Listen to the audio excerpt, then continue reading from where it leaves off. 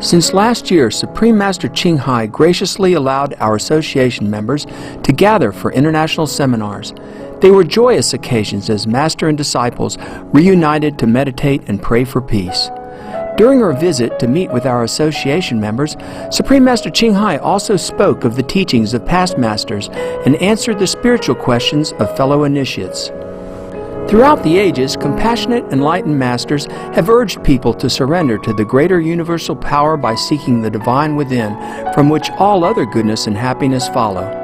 This message was echoed again in Supreme Master Ching Hai's 7-part discussion, The Higher Duty of Enlightened Masters, with our association members on December 15, 2008.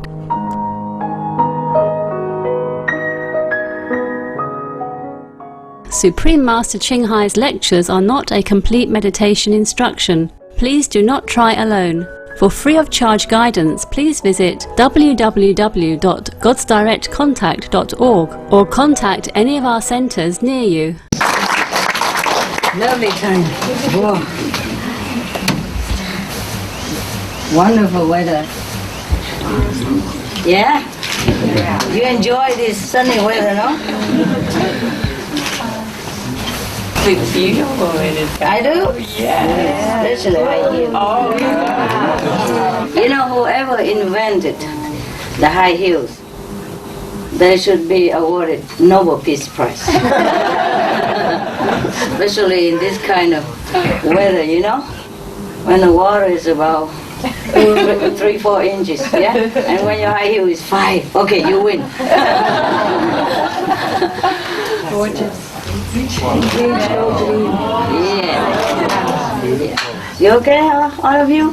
Yes. They cry like babies last time. We don't want to go home. We don't want to go home. I say, I don't want you to go home, but you have to go home.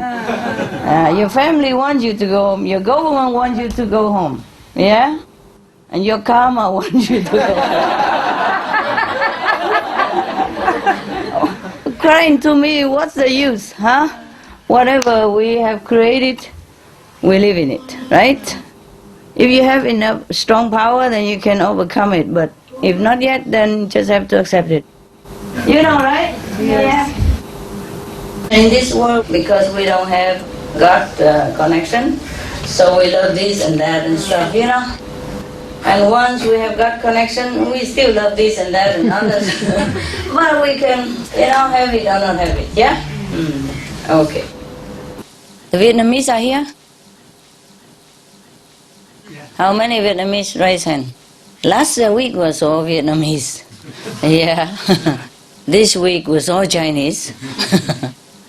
And the week before was European. Yes. Oh, Mexican, I don't forget you. They're lovely people. They're really lovely. The Mexican are very, very sincere, you know? They're very sincere. I'm surprised. I don't even speak their language. The first time I came to Mexico, I felt their overwhelming affection immediately, you know, and every time I go there, it's the same. Yes. And the Costa Rican also. Now, I tell you some story, okay? The story is now that I'm dead, the master, you know? This is in the book of the Sufism. They talk between master and disciple, huh? The master said to some of his disciples, yeah, yes. Now that I'm dead, you may read something of the truth of the Sufi. Had this information been given to you directly or indirectly when I was perceptibly among you, mean when he was still alive, you would all, except for a few, have fed your acquisitiveness and love of wonder alone from it. Probably this is a letter he wrote before he gone to Nirvana. Huh? This is a Muslim master, okay? I'm sure he went to Nirvana, yeah? And the Buddha went to heaven, yeah? They exchange places sometimes, you know? Why not, huh? Know, then, that what the Sufi master is doing for the world and for its people great and small, is often not seen by the observer. Seeing you see, but you do not perceive. Hearing you hear, but you do not understand. You got me, yeah? A Sufi teacher uses his powers to teach, to heal, to make men happy, and so on. According to the best reasons for using the powers, if he shows you no miracles, this does not mean that he is not doing them. If he declines to benefit you the way you wish, it is not because he cannot. He benefits you in accordance with your merit, not in response to a demand by you. He has a higher duty. This is what he is fulfilling, the high duty, not your every whim, yeah? All of you look a little bit different than what I saw before. Yeah, look good anyway. Okay, let's go back to Master here. He continued in the letter. Many among you have had your lives transformed, have been rescued from perils, have been given chances, none of which you have recognized as benefits. But you have had these benefits just the same. Yeah, it's like Master help you invisibly, but you don't know it, right? Remember the joke I read to you on Supreme Master television? There was a guy who was in a hurry for a business appointment, yeah? And he couldn't find a parking place, remember? And he kept praying to God, oh please, please, I'm in a hurry, I don't have time. Please, if you just find me a parking place, I will go to the church every day of my life. And then suddenly a parking place is right there. And he said, oh, never mind, Lord, I found it. I found one myself. Yeah, yes. And there's another story. There was a devout Christian priest, who went into a restaurant. And it's Friday, and you're not supposed to eat meat, supposed to. Yeah, for Christian, most Christian people believe that. Well, at least in Jesus' time, they already have a system, like at least one day a week not to eat meat, And in Buddha time, they already tell people to eat, like twice a month, 4 times a month vegetarian, or 10 days a month. It depends on how much you want to go deep in your devotion for the love of animal and also environment. At that time, already they have, all the masters have this system. And that's what it is, about not eating meat on Friday. Once a week, at least vegetarian. Vegetarianism and religion.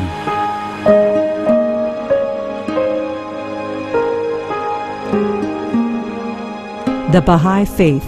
Regarding the eating of animal flesh and abstinence therefrom, know thou of a certainty that in the beginning of creation God determined the food of every living being, and to eat contrary to that determination is not approved. Selections from the Baha'i writings on some aspects of health and healing. Buddhism. All meats eaten by living beings are of their own relatives. Lankavatara Sutra. Also, after the birth of the baby, care must be exercised not to kill any animal in order to feed the mother with meaty delicacies, and not to assemble many relatives to drink liquor or to eat meat, because at the difficult time of birth there are innumerable evil demons, monsters and goblins who want to consume the smelly blood. By ignorantly and adversely resorting to the killing of animals for consumption, they bring down curses upon themselves which are detrimental to both the mother and the baby. Kshitigarbha Sutra, Chapter 8. Be careful during the days immediately after someone's death, not killing or destroying, or creating evil karma by worshipping or offering sacrifice to demons and deities, because such killing and slaughtering committed, or such worship performed, or such sacrifice offered, would not have even an iota of force to benefit the dead, but would entwine even more sinful karma into previous karma, making it even deeper and more serious. thus delay his rebirth to a good state. Karma means retribution. Kasiti Garbha Sutra, Chapter 7. Gaudai, the most important thing is to stop killing, because animals also have souls and understand like humans. If we kill and eat them, then we owe them a blood debt.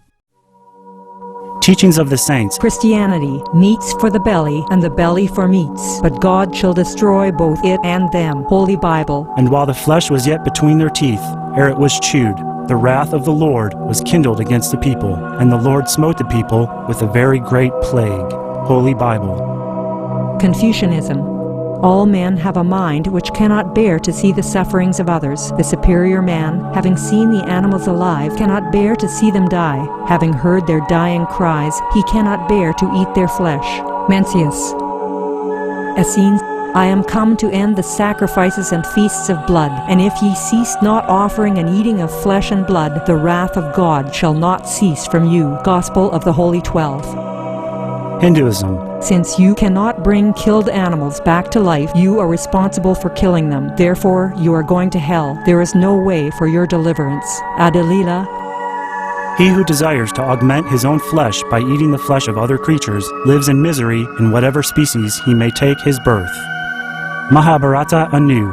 Islam. Allah will not give mercy to anyone except those who give mercy to other creatures. Hadith. Do not allow your stomachs to become graveyards of animals. Hadith. Jainism. A true monk should not accept such food and drink as has been specially prepared for him involving the slaughter of living beings. Sutrakatanga. Judaism. And whatsoever man there be of the house of Israel, or of the strangers that sojourn among you, that eateth any manner of blood, I will even set my face against that soul that eateth blood, and will cut him off from among his people. Holy Bible. Blood meaning flesh. Sikhism. Those mortals who consume marijuana, flesh, and wine, no matter what pilgrimages, fasts, and rituals they follow, they will all go to hell. Guru Granth Sahib. Taoism. Do not go into the mountain to catch birds and nets, nor to the water to poison fishes and minnows. Do not butcher the ox that plows your field, tract of the quiet way. Tibetan Buddhism. The offering to the deities of meat obtained by killing animate beings is like offering a mother the flesh of her own child, and this is a grievous failure. The supreme path of discipleship. Zoroastrianism. Those plants I, Ahura Mazda, or God, rain down upon the earth to bring food to the faithful and fodder to the beneficent cow. Avesta. Everybody knows that vegetarian diet is good for health and to save the planet. They will be awakening their own great, compassionate, loving self-nature, and then their level of consciousness will rise up automatically, and they will understand more than they ever did, and they'll be closer to heaven than what they are right now. Okay, now we continue. Many of you, though you are looking for a fuller life, a better life, would have no life at all were it not for the efforts of the community of the friends. He means the fellow practitioners community, yes, because they write special here with capital. Many of you who are poor would be cursed if you were rich. Many of you are still rich because of the presence of a man of wisdom. Many of you who have been at my school think that you have been taught by me. In actuality, you have been physically present in our assemblies while you were being taught in another assembly. All these things are so foreign to your customary thoughts that you are not yet in a position to recognize them. My task has been to benefit you. The task of making that benefit perceptible to you is that of others. Your tragedy is that while waiting for me to guarantee miracles and make perceptible changes in you, you have invented miracles which I did not perform and have developed a loyalty to me which is of no value at all. And you have imagined changes and help and lessons which have not taken place. The changes, the help, the lessons, however, are there. Now, find out what they really are. If you go on thinking and doing what I told you to do and think, you are working with yesterday's materials, which have already been used, should be discarded. That is the whole letter, okay? Now we're going to operate on it one by one. Okay, the first stanza. Sometimes it's better to read the whole thing in order to really understand what he's driving at, otherwise you just guess it and later say, oops, I'm sorry. It wasn't like that. Okay, now we go one by one. Or did you understand everything already, right? It's not that difficult to understand, is it? Yeah? It's just maybe some catch here and there need to be clarified, yeah.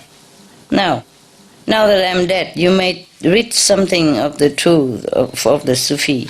Had this information been given to you directly or indirectly, when I was perceptibly among you, you would all, except for a few, have fed your acquisitiveness and love for wonder alone from it. What he means is, when he was alive, if he told them all this, they probably were just thinking, oh, wow. Just perceive it like something new, because he hasn't told them before. So they would just receive it like nosiness, There's not much deep meaning to it. Just like kids, listen to a story, but do not perceive the real deep meaning, as a kid, yeah? Like Jesus tell parables, yeah? There's some meaning behind it, yeah? And some fairy tale has some meaning behind it that the writers or the inventor want to tell you, yeah? Like Beauty and the Beast, for example. It's not about a beautiful girl and a beast. It is about ourself and the true self. See what I mean? Yeah. Or maybe some story like Frog Prince or Frog Princess. Those things is not truly that you kiss a frog and the frog become a prince. It might be, but mostly it means that as the touch of the enlightened person, you're transformed.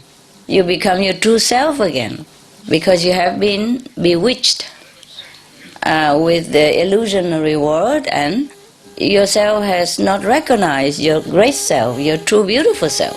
Yeah? And you need some real friend to reawaken your memory that you are the prince, that you are heavenly prince.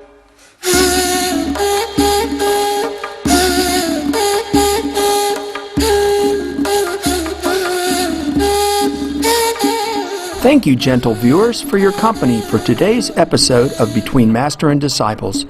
Join us again tomorrow for part 2 of The Higher Duty of Enlightened Masters. Now, please stay tuned to Supreme Master Television for healthy living, coming up next after noteworthy news. Have a happy and blessed week. For more details, please visit www.suprememastertv.com/BMD